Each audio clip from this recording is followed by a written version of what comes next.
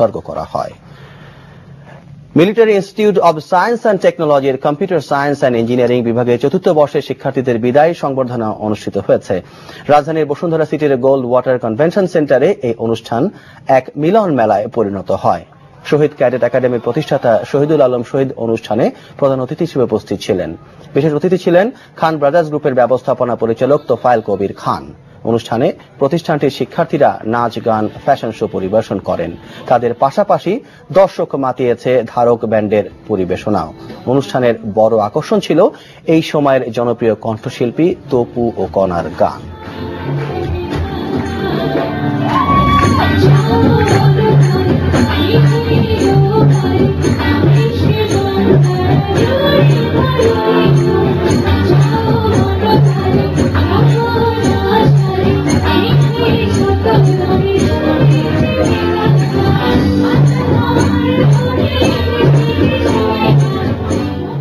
খবরের শেষ ভাগে আমরা যাবার আগে AKSTMT বার শিরোনামগুলো আরো একবার মনে করিয়ে দিচ্ছি।